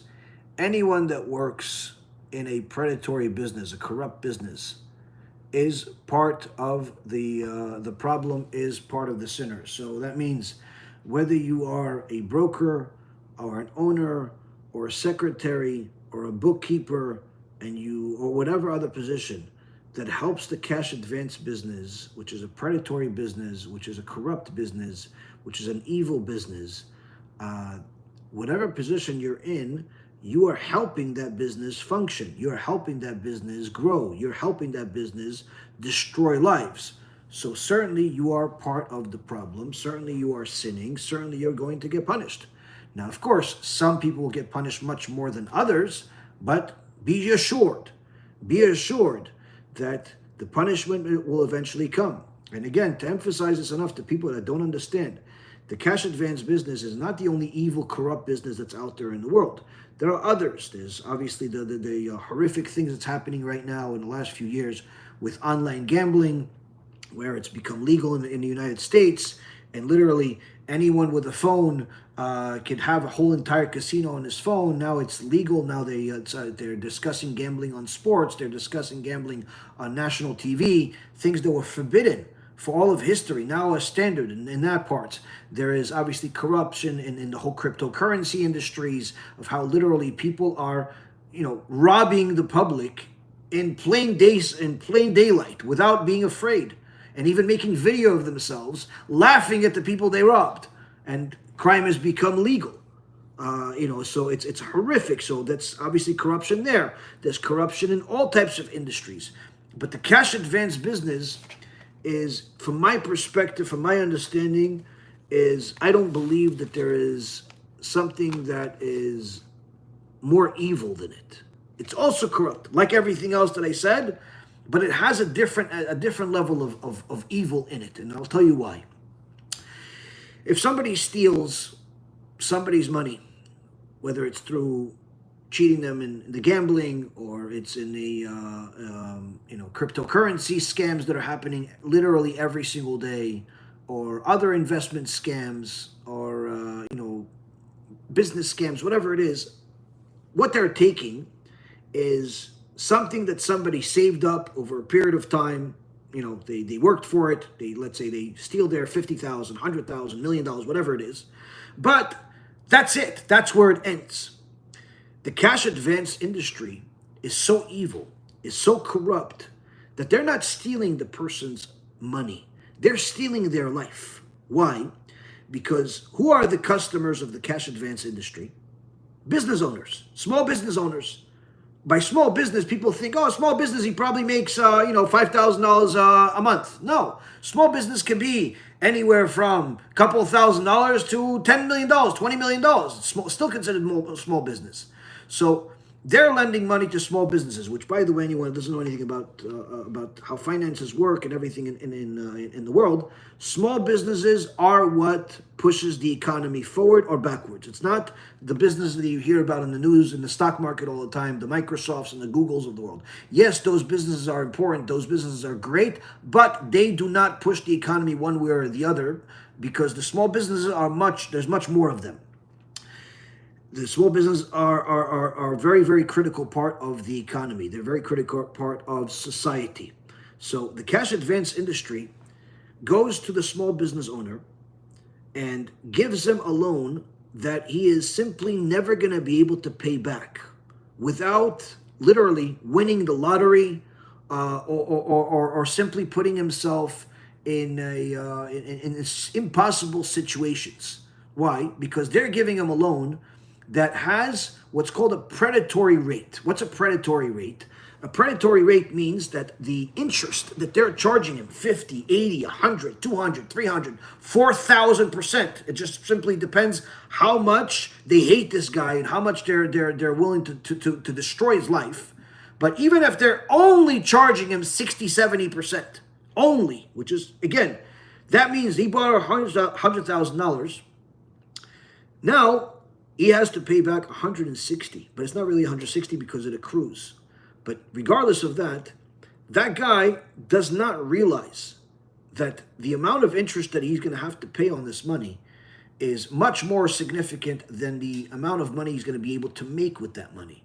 So what ends up happening with most cases is that by the time he realizes what he got himself into, where they're taking money from his bank account without needing any authorization anymore, because that's part of the contract. You sign a contract with the cash advance business, they take money from his bank account automatically every week and whenever they feel like it. It's not like a credit card or some type of mortgage where they send you a bill and you make a payment. No, they get authorization over your bank account.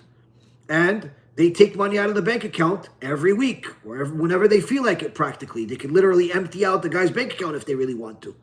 Now, what ends up happening, if the guy, let's say, empties out his bank account, so he doesn't have to pay them, or he doesn't have the money, or whatever it is, they have so many different things that they can do to destroy his life that they'll take away all of his assets, his business, his house, his everything. But even without all of that, even if he does everything he can to actually pay the loan, to do what he can, he doesn't realize when he signs the contract, he doesn't realize what 80% interest means.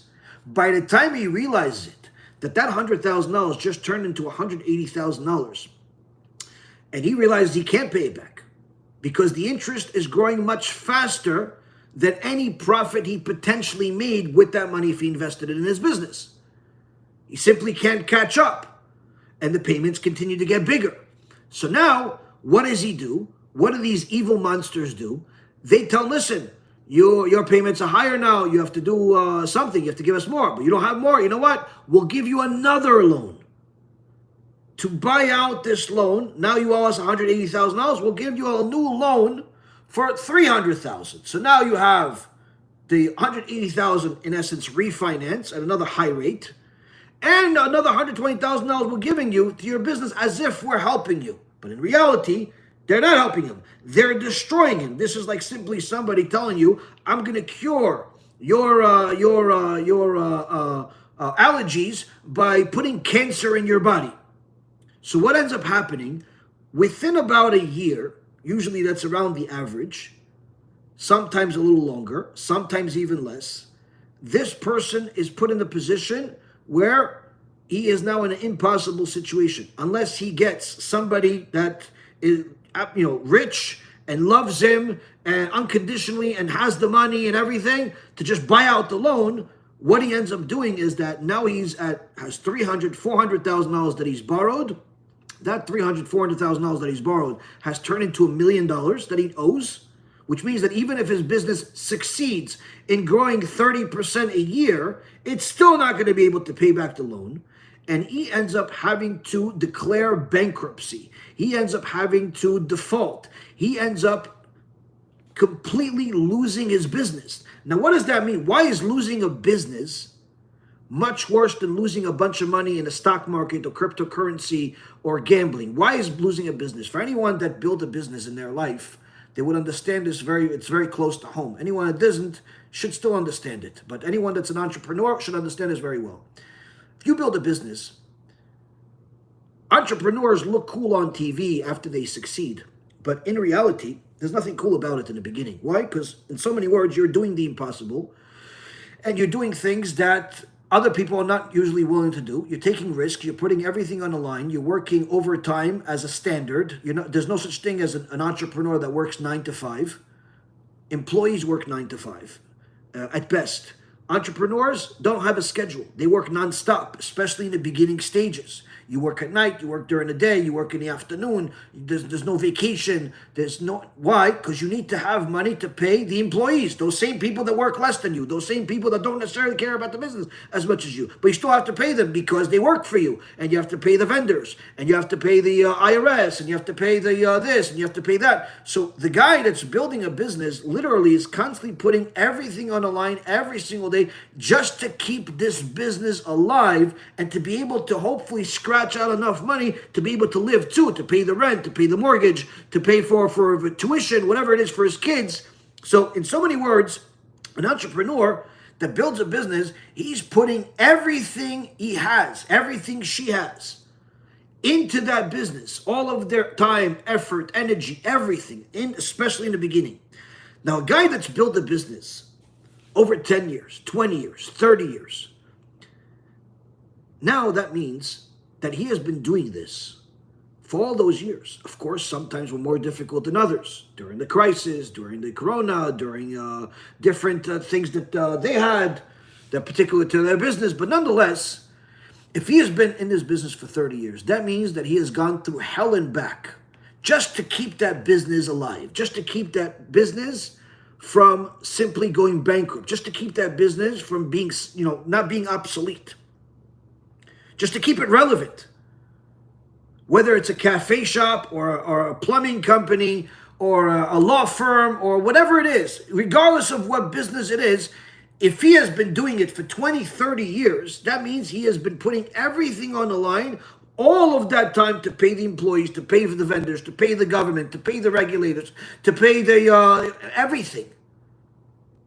And it looks like he lives a good life because now he has $1 million house or he has a nice car. But an employee will never understand what the owner goes through until he becomes an owner.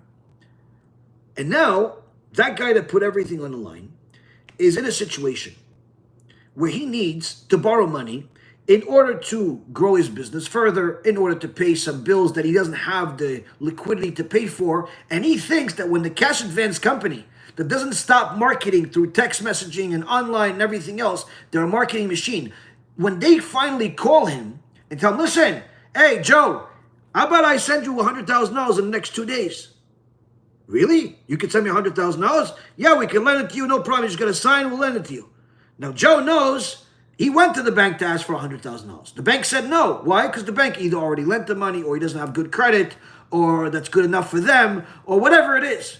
And Joe says, listen, yeah, I'll take this $100,000. Sure. He doesn't even think about the facts that this $100,000 is coming at 80% interest, is coming with terms that he wouldn't even give to his enemies. He's just thinking, this guy is a godsend. Why? He just called me and he was willing to give me $100,000 in 2 days nonetheless. Even the mortgage takes a few months. So now the guy's not thinking clearly. He borrows the money and then the payments start being taken a week later from his bank. He starts realizing, wait, you guys just took $2,000 out of my account. Yeah, Joe, you signed on it. Yeah, but I borrowed $100,000. You already took $2,000 a week later. Yeah, listen, it's 80% interest you have to pay every month. Now he starts to realize what he got himself into. And what ends up happening, Rabotai, is that guy that built the business for 20, 30 years, slaving on, sacrificing everything for that business. ends up closing shop, going completely broke, losing 30 years of his life. Even if he has $1 million in the bank or in his stock portfolio or in a real estate portfolio, that will be inconsequential in his eyes next to what he just lost. Why? You just took, this cash advance business just took 30 years of his life, 20 years of his life. They literally murdered him.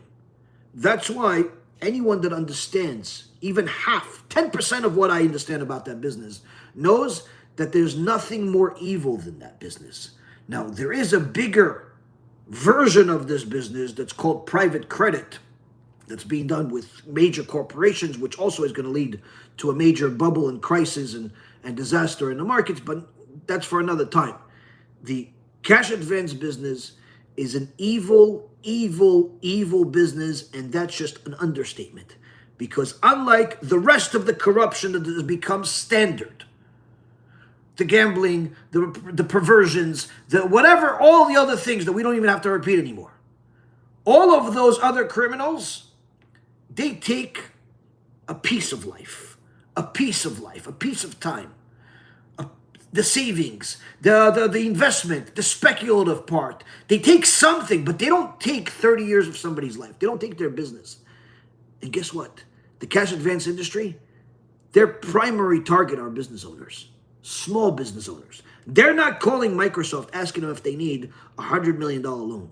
They're not calling Intel asking them if they need a loan. They're calling Joe and Steve and Shmuel and Reuven and everybody that they can that's simply not big enough to be out of their league, but also not somebody that just got out of college with $200,000 college loan.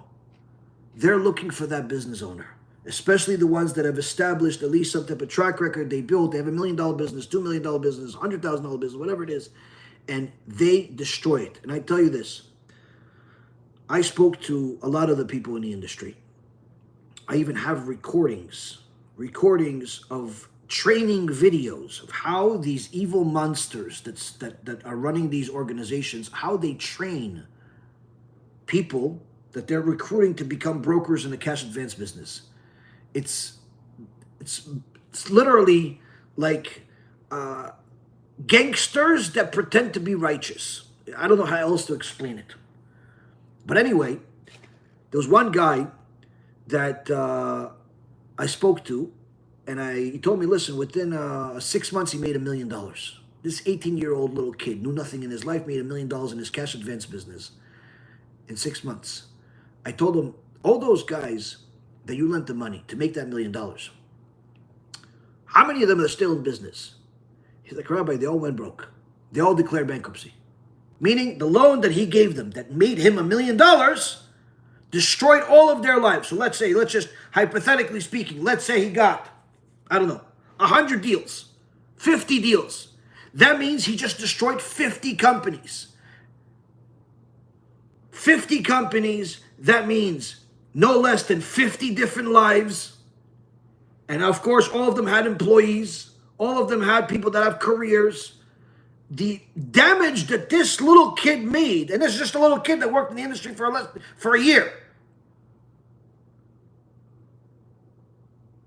$1 million he made destroyed all these companies.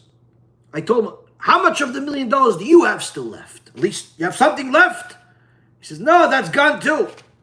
He says one of the things that all the cash advance people end up doing after they go into the business with all the fast money, everybody becomes a drug addict. Everybody becomes a degenerate in drugs, no matter if they're religious, not religious.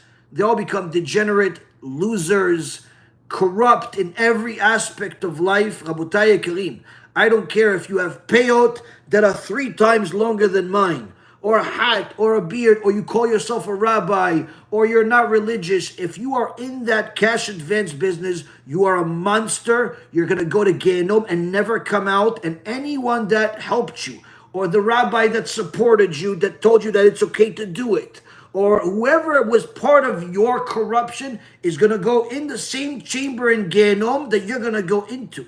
Why? Because you are not only destroying people's lives, you're desecrating God's name, and you are becoming one of the fuels to power Amalek. To power Amalek. That's what Rashi says on the pasuk when Hashem warns us not to do unjust business, and the next pasuk after that is the warning, the reminder of Amalek. Rashi says when Am Yisrael does business that corruptly, they're giving power to Amalek, and that's why the sages said clearly. This is actually in the prophets even said it. The prophet said it. Someone that gains money, that makes money, makes his living in an unjust way, cuts off half of his life. So I promise everybody, you're going to see HaKadosh Baruch Hu's name sanctified, even though it's not going to look pretty. You'll see people not only go to jail, you're going to see people dying young, you're going to see a disaster, you're going to see such horrible things, you're going to think the Gehinnom movie that I made is a pretty movie next to what these people are bringing. There's nothing more evil than someone knowingly doing a business transaction that they know is going to destroy somebody's life. It's simply evil beyond all comprehension. And I cannot believe that there are people that are supportive of this, calling themselves rabbis without even investigating what they're supportive of. Anyone that looks at what this is knows it's corrupt. I spoke to my dear friend, a big Rav Hamnik, Rav Yaakov David Hamnik.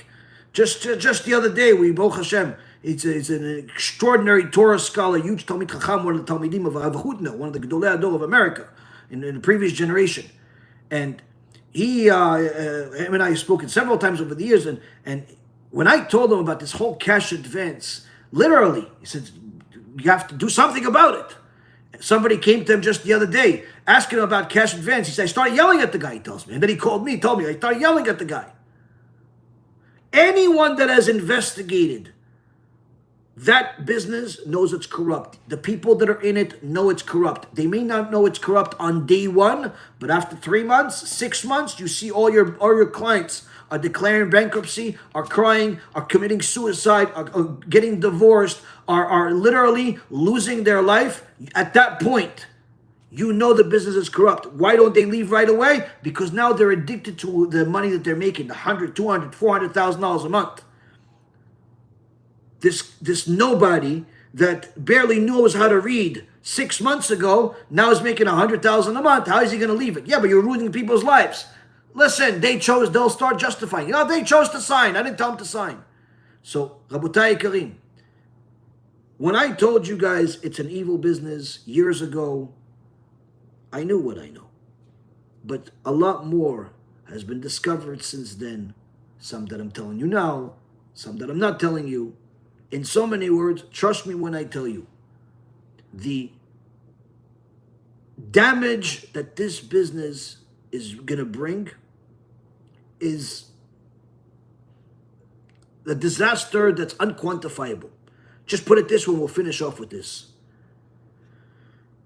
Destruction of the Beit HaMikdash. The pogroms in England in the 1100s. The Spanish Inquisition. The different pogroms and massacres that happened in Morocco. The Holocaust. And countless other major disasters in Jewish history. Major business that prospered right before those disasters happened was another version of the cash advance business. They called it different things, but it's always that. This is not the first time. This is not new. And every major disaster in Jewish history was preceded with the success of this corrupt, predatory business. It's sad that people don't learn from history, but hopefully people understand that the ramifications are significant. If you want to do something about it, you want to help in some way, You can order some of our books that are called Ochachot V'Tochot in the Kiruv store, distribute them in your community, to your rabbi, to the people in the community that speak Hebrew. They can read, they can at least read the halachic discussion, the responses that nobody can dispute, showing that it's against the Torah to be in this business, or any business similar to it. And we could simply pray that we could help more and more people do tshuva and save them from this disaster. But it's happening, Rabbi. It's getting bigger by the day. It's getting worse by the day. I know that my words bother that industry, bother people in that industry when they send me hate mail and calls, and they think that they can threaten me. HaKadosh Baruch Hu is with us. When He's with us, it doesn't make a difference who's against us. So, as I've said to them, and especially those that are brazen and arrogant about what they do and the everything that they're doing, as long as HaKadosh Baruch Hu allows me, I will continue exposing more and more about the evil nature of this business and any other evil and corruption out there that we could help people with, to stay away from, to protect them, to warn them from, and no matter what threats, no matter what they do, because Rabotai Karim, this is a disaster of fourth stage that is hiding in plain sight, and everyone is acting normal as if it's good times. As if it's good times. It's mind-boggling what's corruption is happening right now. BeEzrat HaShem, the people that have been watching this and will watch this in the future will take upon themselves to help distribute this lecture, the books, all the different things that will help Am Yisrael see the truth for what it is. And perhaps you'll be fortunate enough, like we've been over the years, in being able to not only help people do tshuva, but even get people out of that business. I have many, many people, brokers, that were in that business, that were making a lot of money, that realized what they were doing, asked questions, got the answers, and ended up taking Hashem first and leaving the business. But there's still a lot, obviously. We still have a lot of work to do. BeEzrat HaShem. Each one of you could be a Pinas in your own way. In your own way. There's a lot of different things that each person can do. Hopefully, each person takes upon themselves to not only do tshuva, but to also be a Pinas in their own way. And BeEzrat HaShem, you help people. Do you think that they're money hungry? It's a rhetorical question. Can even Pinchas be like, can even a Noahide be like Pinchas? Yes, a Noahide can do a lot of good things that can help people do tshuva. We have some people on our team that are Noahides that literally do hours and hours of Kiruv every single day. So, absolutely.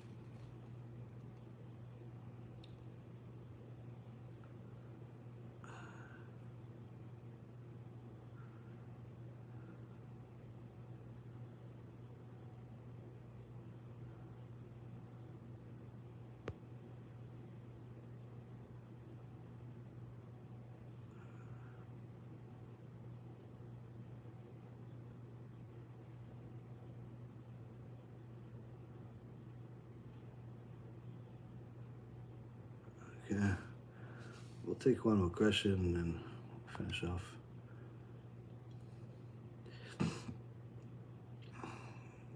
Boker Tov, Ilan, Boker Tov.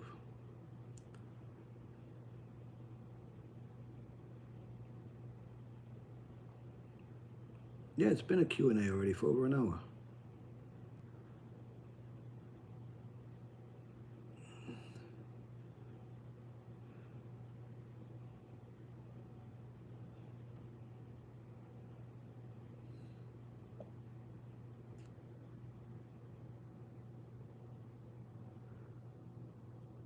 How could a person do Kiruv if they don't learn Torah? Well, you certainly do need to learn Torah in order to have the merit to do Kiruv. So we certainly need to be in the process of doing Tshuva in order to succeed in Kiruv. The more you have merits, the more successful you'll be in Kiruv. Should you leave the UK? What's your other option? Where would you go? What makes it better and what makes it worse?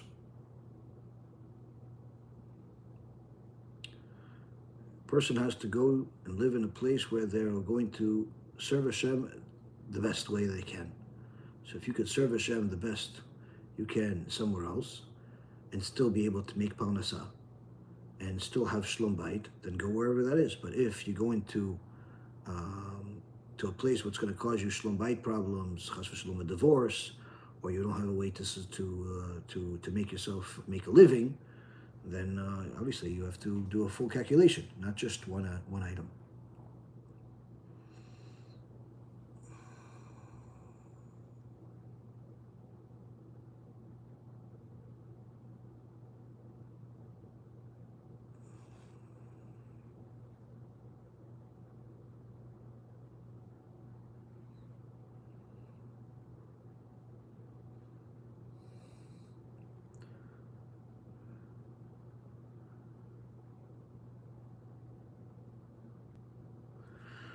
How can one turn on hot water in a hotel on Shabbat if they already heated the water in a hot water urn on Shabbat, before Shabbat? So they have a hot water urn, so it keeps the water hot. They can use that water to make tea. But as far as turning on the water from the faucet, hot water, no, you're not allowed to do that, because that's going to heat up the water, and that's cooking. Not allowed to do that. You buy a hot water and it doesn't cost much. Depends where you are, but it doesn't cost much. You get a hot water and take it with you. Or order it to the room if you're going to be there for a while.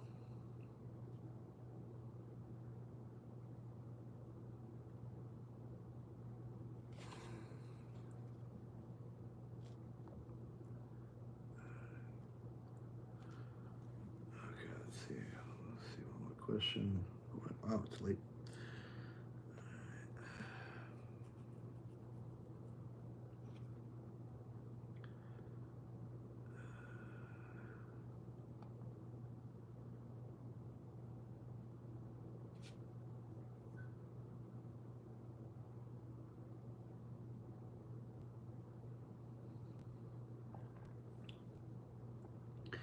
If I had a meal with bread and wine, do I have to say, and I said Birkat HaMazon, do I also have to say the after blessing for the wine? No, the Birkat HaMazon covers everything.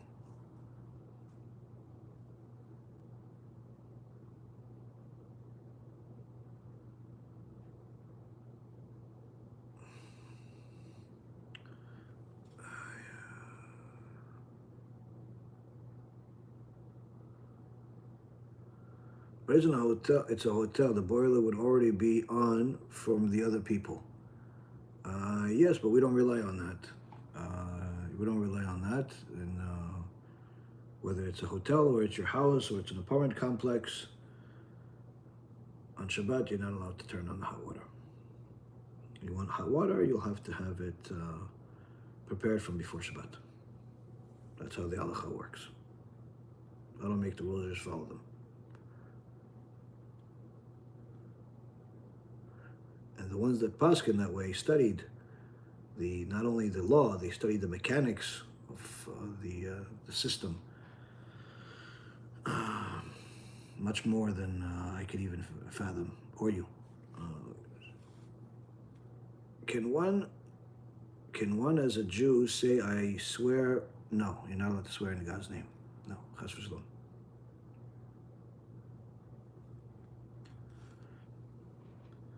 Okay, all right, Rabotai.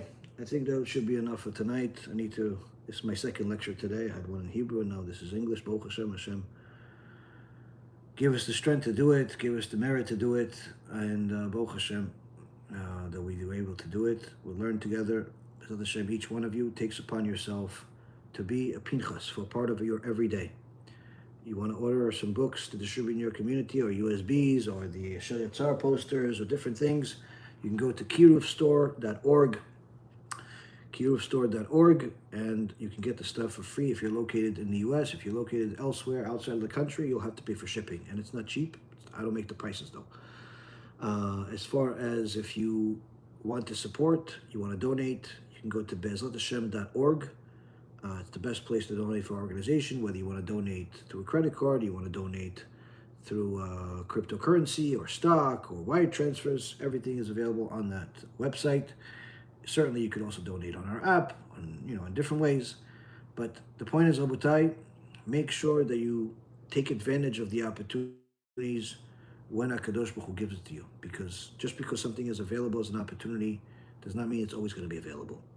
No one knows how much time they have in this world. No one knows what HaKadosh Baruch Hu is preparing for us for tomorrow.